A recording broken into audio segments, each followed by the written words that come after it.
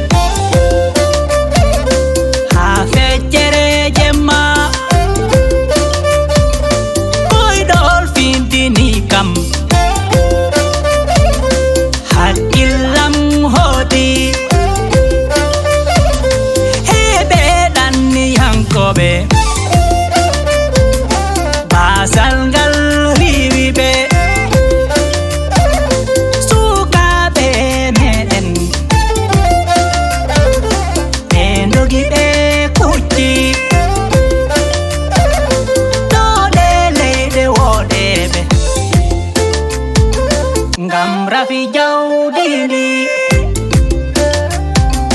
Fere bengala Bendogani magede.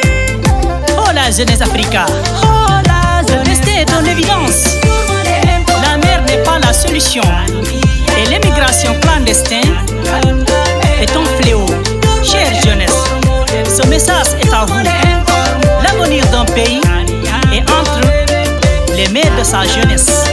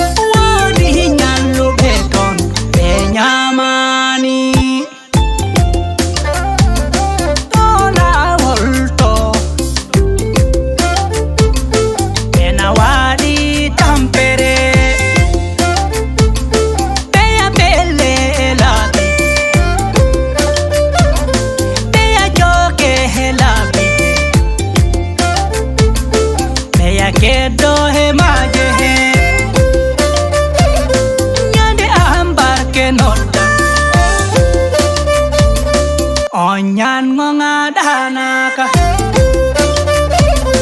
Nyama kaya raka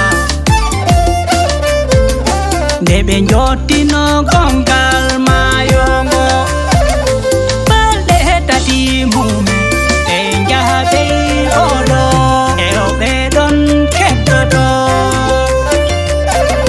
hayre janende nde naɓi yeru mum ɓe jehete meɗe o kin sawati jurmoɗen kormoɗen tanniyankoɓe men tangal ngal welani jurmoɗen kormoɗen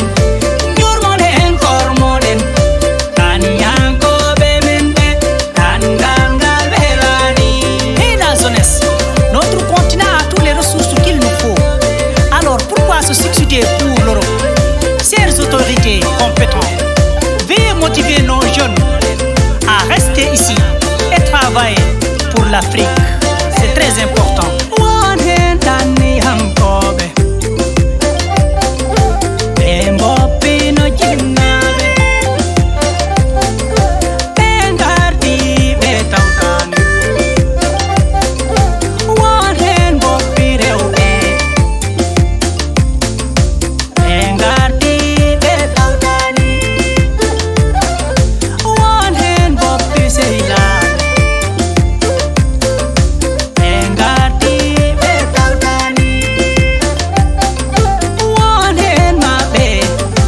Caggal ngal sattiriɓe.